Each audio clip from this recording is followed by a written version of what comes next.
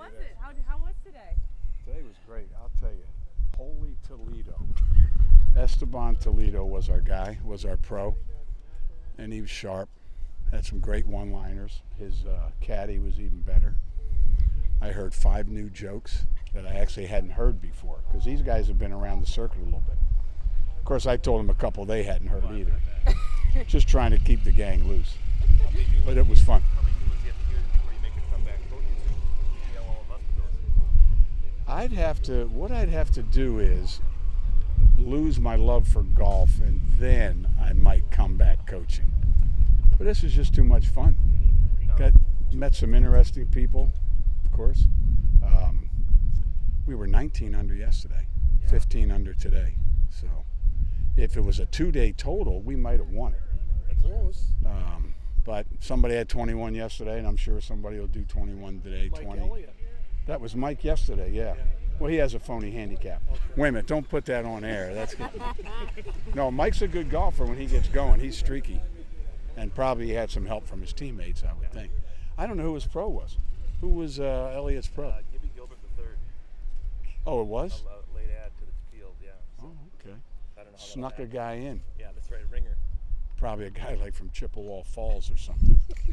One of those guys. Right, Jimmy? 2 rounds of golf though in 2 days. Is that par for the course? Oh, no, that's 4 in 4 days. 4 in 4 days. I went with my good buddy Tom Pyle to Laurel Valley and Rolling Rock. Okay. And in order to get to both of them, you drive right past Latrobe Country Club. Beautiful country out there. Sure. So how are you feeling after 4 rounds then? That's a lot of golf. I might have to get 36 in tomorrow. No, I try to stay within myself. I don't try to kill the ball. I hope you didn't have the camera on my 3rd shot there. Yeah, We missed that one. Good. couldn't shoot out that far. It went about 30 yards. Are you going to be glued to your TV watching this, or are you going to be out here? I'm going to do both. Yeah, I got a chance out in Palm Springs to follow the career builders. Had dinner with Nikki and Strick and their 2 kids. Kelly and I met him at a little restaurant and had some fun talking. I made sure that he understood he needed to cheer hard in those seats that he has behind the basket next to the bench. Yeah, You know, Strick has courtside seats. I know that. So do you coach him on how to address the officials though? Well, I told him I could probably play better at this game of golf if there were people walking around with striped shirts, because they bring the best out in you. So Best. How about? we are.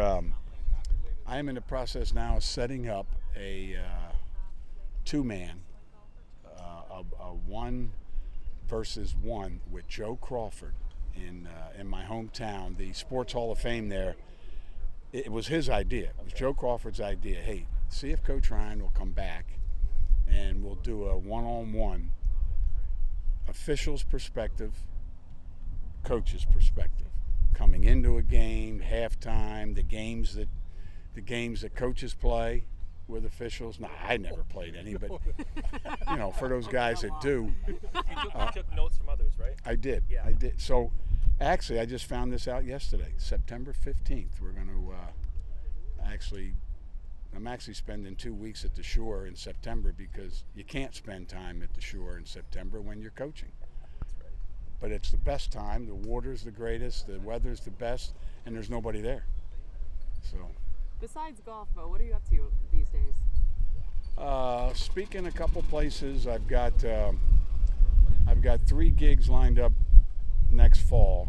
San Diego State with Steve Fisher, Steve Alford at UCLA, and Mendez at UNLV. It was one of those things where when I called him about Robbie Jeter, he happened to ask me if I'd spend a few days with him talking basketball. So I said, yeah, well, if Robbie Jeter was one of the assistants, I could really make that happen. The next day, he hired Robbie Jeter. So it worked out well. So you helped a little bit there, a little. No, Robbie. Well, you wouldn't hire Robbie Jeter? Come on. Best coach around. I've been asked more questions about UWM in that situation than I have about anything else, and I just know Robbie's got a lot to offer to the game. So. Do you think that's a good fit for him there? You know what? I know people look at Vegas a little differently sometimes, but all the high schools there, all the talent, and his kids now going playing football at Bishop Gorman. I think that's the name of the Catholic high school there, Bishop Gorman. And so Robbie's pretty excited for his oldest. He's of age now where he's going to start competing hard. So Robbie's excited about it.